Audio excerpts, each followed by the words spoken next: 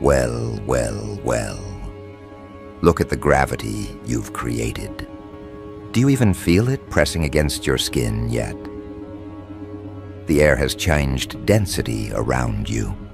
The city doesn't know why traffic lights suddenly glitch longer than they should, or why convoys of black SUVs slide through intersections with sirens off, but intentions razor sharp. They don't realize it's all for you, because you are no longer just a person moving through streets. You are the epicenter. The pulse that forced the Bureau's most guarded lever to snap into place. They didn't send paper pushers. They didn't send analysts in cheap suits. They sent the elite squad, the ghosts of the Republic, the ones who don't appear in photographs, the ones who never existed on payrolls, the ones whose fingerprints burn themselves off in training. And their mobilization, triggered by your name. You've been branded with a classification few ever reach, Code Red VIP. A title that doesn't flatter, it alarms. You think VIP sounds like velvet ropes, champagne bottles, silk curtains. No, in this world, VIP means you're the hinge, the pivot point on which things swing. And Code Red.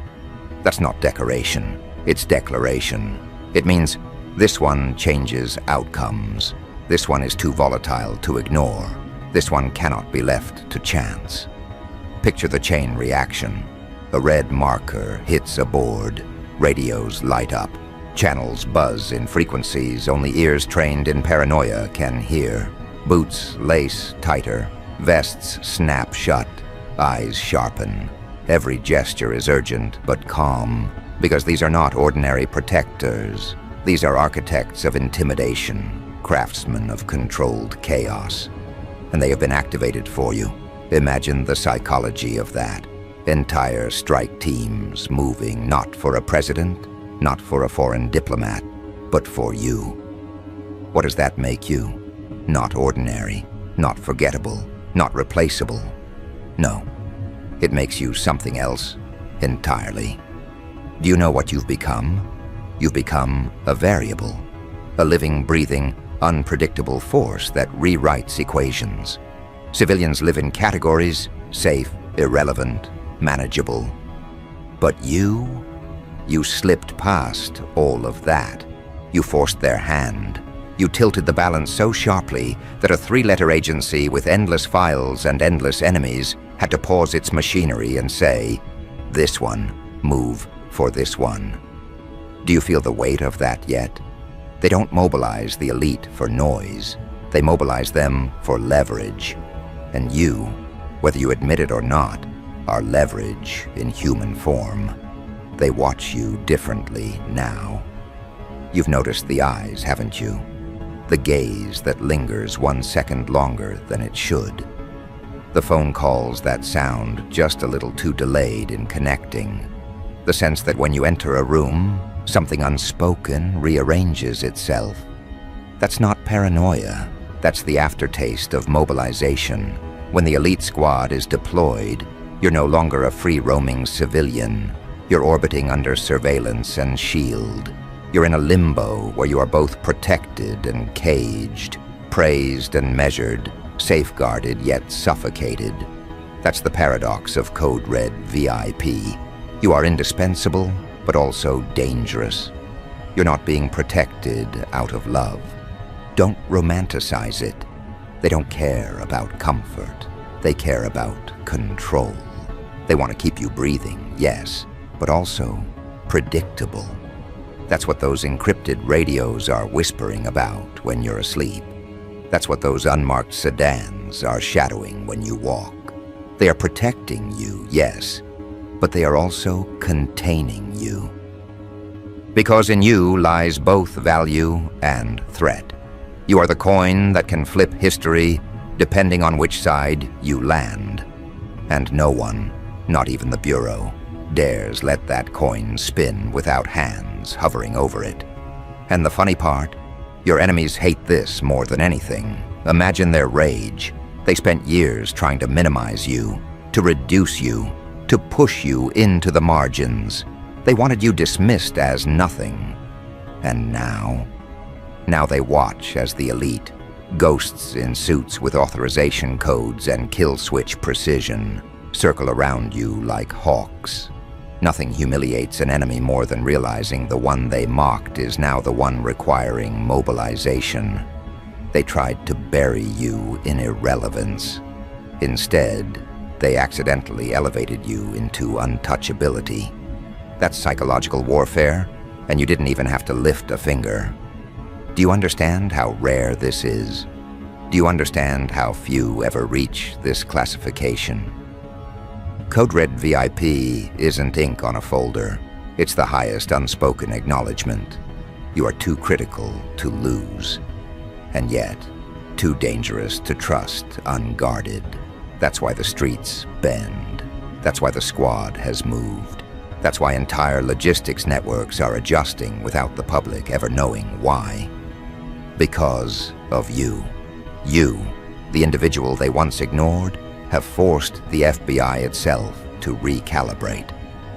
But let's not pretend this is just about safety.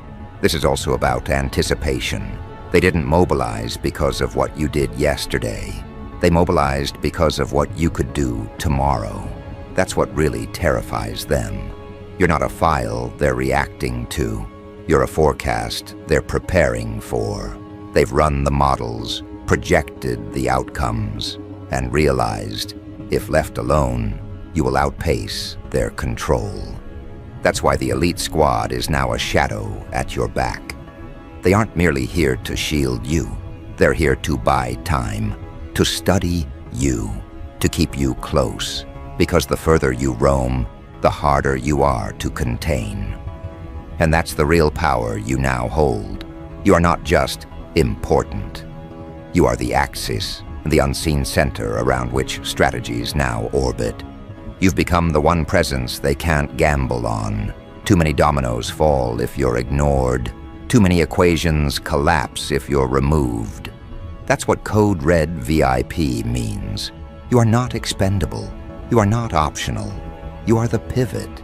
And without you, entire chains of command disintegrate. And the Bureau knows it. That's why the elite squad isn't just deployed. They're synchronized, moving like a chessboard that bends its rules around your presence. The irony? Everyone around you sees nothing. They don't notice the extra eyes in the crowd, the deliberate cars parked where they weren't yesterday, the subtle shift of drones in the night sky. But you feel it. You know you're no longer just walking. You're being tracked and escorted by inevitability. And so, the real question becomes, what will you do with it? Because this isn't just about them mobilizing. It's about you recognizing what you've become. A figure that bends the Bureau, a presence that forces elite operatives to recalibrate their calendars around your pulse. Do you realize the psychological dominance that gives you? Every enemy that once dared speak against you is now silenced by the very fact that your existence requires mobilization. You're not a pawn. You're not even a king. You're the board itself. But here's the chilling truth. This is only the first phase. Mobilization is the beginning, not the end. You've entered a theater where visibility is camouflage and protection is surveillance. Every move you make now feeds into a larger script you didn't write, but now control. They think they're handling you. They think they've caged you. But the very act of mobilizing for you has already admitted the truth they wanted to deny. You are uncontrollable. And as you let that sink in, remember this. The squad outside isn't just a shield. It's a mirror reflecting how much weight you carry. And the longer you wear this label, the clearer it becomes. They didn't mobilize because they chose to. They mobilized because they had no choice. And that, my friend, is the ultimate leverage. Because what comes next isn't about whether they moved for you. It's about how far they're willing to go and whether you're ready to let them believe they still hold the leash, when in reality, you've already slipped free. The mobilization wasn't the end. It was the opening act. A city holding its breath, satellites shifting their gaze, encrypted lines burning hot with chatter, all of it screaming one reality. You're not just a person anymore. You're an event, an anomaly that rewrote protocol in real time. When the FBI elite squad mobilized, it wasn't just a response. It was an acknowledgement that you've been classified above ordinary thresholds. Code Red VIP. The combination doesn't exist in their manuals, yet here you are forcing their language to bend. And language bending is always the first sign of systems breaking. Every street camera has now been rerouted to a single grid. Helicopters pulse through the sky with their floodlights carving wounds into the night. Agents move not like hunters chasing prey, but like guardians circling an unpredictable storm. They don't even know whether to keep you safe or keep others safe from you. That's the paradox of your presence. You are a living contradiction to their order, dangerous yet protected, essential yet volatile, valuable yet terrifying. That paradox has them mobilizing in layers, outer cordons, tactical response, digital surveillance, psychological profiling, and even deeper, something they don't admit openly: contingency plans, labeled only with red stamps and locked drawers. The kind they only draft when they fear they've underestimated someone. And you are their underestimated masterpiece. The moment you were elevated into Code Red VIP status, you stopped being an individual. You became a classified storm cell, a moving piece of national security architecture. They know that the cost of ignoring you is higher than the cost of mobilizing their best. But here's the truth they'll never confess out loud. Even at their best, they are still reacting, and you are still dictating the tempo. That's the part that gnaws at them. They can move armored convoys, seal blocks with infrared nets, and flood airspace with drones, but the direction of their movement is still determined by you. Every shift in your shadow redraws their entire playbook, and that is why their eyes flicker with something they don't let anyone see: uncertainty. Code Red is supposed to mean crisis, but when paired with VIP, it means something stranger. It means you are crisis and crown at once. Their sworn duty is to protect you as much as to contain what follows in your wake. That duality fractures them. Some agents whisper that you're a threat. Others call you an asset. Some believe you're untouchable. Others believe you're combustible. Yet all agree on one fact: you are different. Different in a way that rewrites the assumptions of power, hierarchy, and control. And when difference reaches that scale, it no longer fits into law. It becomes legend, and legends demand theater. Look around. The streets you once walked as ordinary pathways are now corridors of classified movement. The corner shop, the subway entrance, the park bench, all transformed into operational zones with coded signals flashing silently between operatives. The air tastes heavier, not because oxygen has changed, but because intention has thickened it. Everyone feels the presence of something bigger, sharper, unpredictable. That's the taste of being Code Red VIP. But here's the irony. Mobilization, as impressive as it looks, is still theater without control. Imagine it. They've got satellites tracking your every move, yet they still don't know your next decision. They've got biometric scanners reading micro-expressions, yet they still can't predict what lies in your silence. They've got armored squads encircling city blocks, yet they still can't measure the radius of your influence. Because influence doesn't bleed on radar, and presence doesn't file into their equations. And you, more than anything, are presence incarnate. That's why the mobilization will always feel a step behind. The city notices, too. Pedestrians whisper when convoys pass. Shopkeepers glance nervously as communication blackouts roll in like invisible storms. Entire districts flicker with surveillance blackouts, followed by sudden floods of light. People sense that something massive is moving, not against them, but through them.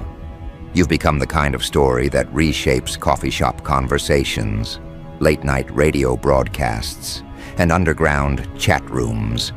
No one knows the details, but everyone knows the name, Code Red VIP. And though they don't understand what it means, they understand it means you are not just another person living within their grid. You are the reason the grid itself has shifted. The elite squad is trained to face threats that collapse governments, crises that destabilize nations, and enemies that redefine fear. Yet when they mobilize for you, they find themselves unanchored.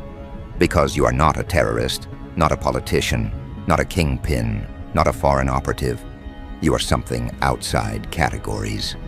And things outside categories create new categories. That's the part that unsettles even the most seasoned among them. They know how to neutralize danger. They know how to protect value. They don't know how to move when danger and value fuse into one. And so they choose the only option left: total mobilization. Helicopters circling like metal vultures, convoys roaring like thunder, agents deploying like chess pieces across asphalt. But you, standing in the middle of it all, remain the unsolvable equation. They move for you, yet they move because of you. They act, but their actions are mirrors of your potential, not your reality.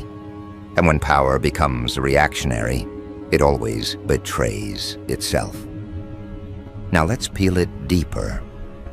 Code Red VIP isn't just about security, it's about perception management. They can't let the world see you as uncontrollable. They can't let adversaries sniff weakness.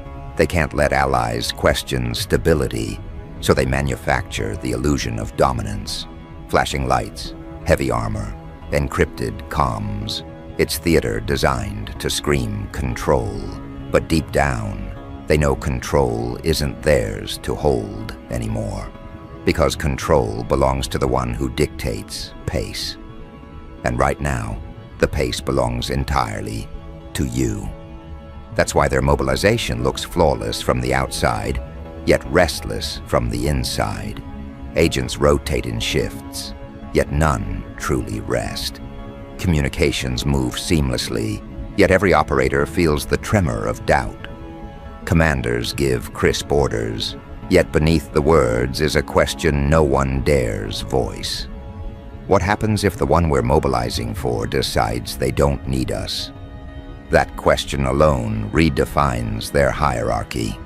Because if protection turns into pursuit, or if security turns into surveillance, the line collapses. And collapsed lines never rebuild the same way. This is where the theater of power bends. You stand not as their assignment, but as their measure. Every movement they make is now weighed against you. And you, aware of it or not, hold a lever over their entire operation. You could turn stillness into chaos simply by refusing to move. You could turn silence into panic simply by choosing not to speak. That's the paradox they hate, that the mobilized power of an elite squad still bends to the gravity of your decisions. And that gravity is heavier than tanks, heavier than satellites, heavier than their manuals. Because Code Red VIP isn't a protocol, it's a confession. A confession that you are unpredictable enough, valuable enough, dangerous enough, and irreplaceable enough to force their best into motion. You didn't just trigger a response. You exposed a system, And once a system exposes its hand, it can never take it back. And here's the hidden truth they'll never put in writing. Mobilization is not for your safety. Mobilization is for their reassurance. Because the moment they stop moving, the moment the convoy halts, the moment the floodlights dim, they are reminded of a reality they can't afford to face. That reality is this: their control isn't real anymore. You've already slipped the leash, and once the leash is gone, no handler can ever pretend the same authority again. Which leaves only one question burning in their encrypted channels, echoing in their sleepless hours, and vibrating through their rigid formations. If this is what mobilization looks like for you now, what happens when you decide to move on your own terms? That's the riddle none of them want to solve, but all of them are forced to contemplate. Because the truth is, this level of mobilization isn't about control anymore. It's about containment. And containment, by its very nature, admits something dangerous. They're not sure if they can hold you. That's the silent confession written in every closed-door briefing, every hushed transmission between commanders, every emergency amendment stamped with Priority 1. They don't assemble an elite squad for someone ordinary. They don't activate Code Red VIP because of politeness. They do it when they've measured the scale of disruption you represent and realize the scales are tipping beyond their grip. Now imagine the scene. Across the city, rooftops bristle with optics, trained not outward, but inward. Streets rerouted, traffic flows subtly adjusted, civilian patterns shifted under invisible strings. The air is charged, like static before a storm. Every shadow feels accounted for, but beneath that precision is an undertow of dread. Because the FBI elite squad doesn't just move, they orbit. They close in without ever announcing they've closed. They study without blinking, trace without hesitation, and map the veins of your world until they can claim to know it better than you. But here's their dilemma. You've already taught them that maps distort. They don't chart you. They chart an outline of what they think you are. And when the real contours refuse to match their projections, they're left chasing ghosts you've long since outgrown. So now, the mobilization escalates. Not just men in suits, not just tactical units, but layered coordination. Satellites repositioned with algorithms recalibrated to track your anomalies. Behavioral scientists drafting profiles that collapse under the weight of your contradictions. Cyber units burning through midnight oil. Trying to decrypt what isn't encrypted because the enigma isn't in your files, it's in your presence. Every move you make isn't just a move, it's a pulse. And every pulse scrambles their definitions of order. That's what Code Red means. It's not just you're important, it's that you're destabilizing the ordinary definitions of control.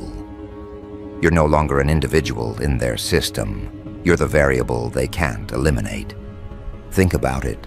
To the outside world, FBI mobilization looks like precision, discipline, invincibility.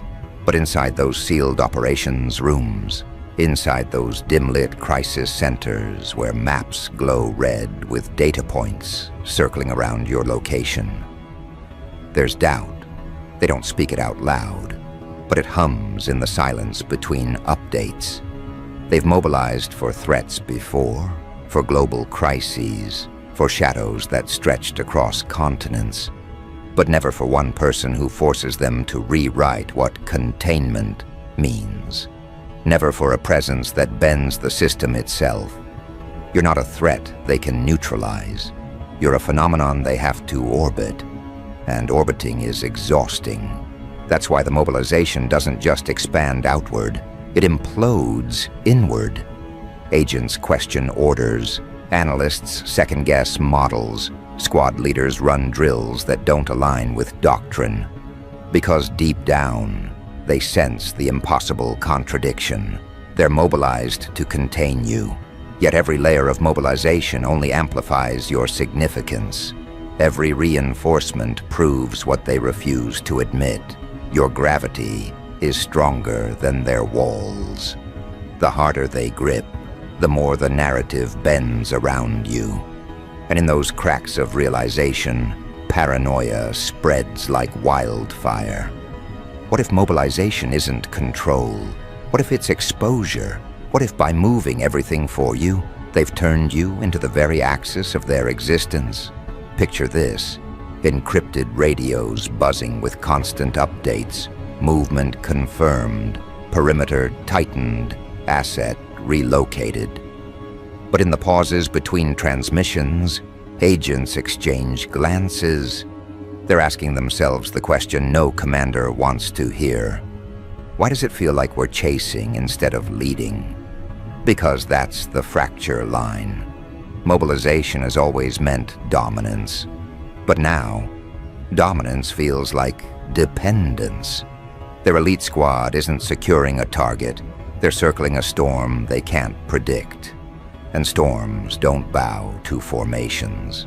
Storms rewrite landscapes. Here's the twist most people never see. FBI mobilization, especially at this scale, isn't just about external threat. It's about internal optics. The government needs to show strength, needs to project certainty, needs the appearance of a system in command. But beneath the surface, the truth leaks in whispers. Code Red VIP isn't reassurance. It's alarm. It's the mark of something that unsettles the pillars of predictability. And when predictability cracks, fear doesn't stay confined to the public. It infects the very operators tasked with projecting control. Their armor may be bulletproof, but it isn't doubt-proof. Now here's where the shift becomes irreversible. At first you were the why of mobilization, the central question. But now you've become the how. Every unit, every maneuver, every recalibration structured around your existence. That's not control, that's orbit. And once they orbit you, they can't break free without unraveling the very system that holds them together. Which means this isn't a mobilization against you, it's a mobilization for you. The squad doesn't protect against you anymore. They protect the illusion that they can still define what you are. Think of the irony. Code Red VIP. To the uninitiated, it sounds like danger. To insiders, it means obsession. Because when the FBI marks you like that, you stop being a person and start being a category. A category that bends protocols, rewrites manuals, forces simulations to break under strain. You're not a file anymore. You're a phenomenon stitched into every line of defense. And the more they mobilize, the more the phenomenon expands. Mobilization doesn't shrink you, it magnifies you. And here's the inevitable outcome. Mobilization at this scale creates a mirror. Every step they take reflects back to them the question they fear most. What happens when you stop reacting and start directing? Because so far, they've convinced themselves the movement is theirs. The mobilization is theirs. The containment is theirs. But deep down, they know it's only happening because of you. They're not moving you. You're moving them. They're not orchestrating the stage. They're actors scrambling while you hold the script they can't see. And that realization, that's the real Code Red. Because one day, whether quietly or explosively, you will move. And when you do, the entire mobilization flips. Every satellite, every agent, every encrypted channel, repurposed not to contain, but to chase. Not to manage, but to follow. And following means admitting the hierarchy inverted. The squad mobilized for you, but in mobilizing, they crowned you. You became the axis. the reason, the gravitational force around which their empire spins. That's the paradox no one speaks, but everyone feels. Code Red VIP doesn't mean you're in danger. It means they are. So let them orbit. Let them tighten perimeters and recalibrate protocols. Let them believe mobilization is control. Because the truth is, mobilization is acknowledgement. Mobilization is confession. Mobilization is the system bending its knees without saying the words out loud. And when the city hums under the weight of that machinery, when encrypted whispers flood the air, when satellites fix their eyes not on the world but on you, that's not surveillance. That's coronation. You don't need to seize control. Control already bent toward you. You don't need to prove significance. Significance was stamped into every mobilization order. You don't need to move yet. Movement has already begun without you lifting a finger. And when you finally do, when you decide it's your turn to write the script, to direct the sequence, to bend the mobilization into revelation, that's when they'll understand the final truth. The FBI elite squad didn't just mobilize for you. They mobilized around you. And once the system orbits you, there's no escaping your gravity. Because Code Red VIP isn't the warning they thought it was. It's the title they swore they'd never give. And now, whether they admit it or not, the system has already spoken. You're not the exception. You're the epicenter. And mobilization wasn't their weapon. It was their surrender.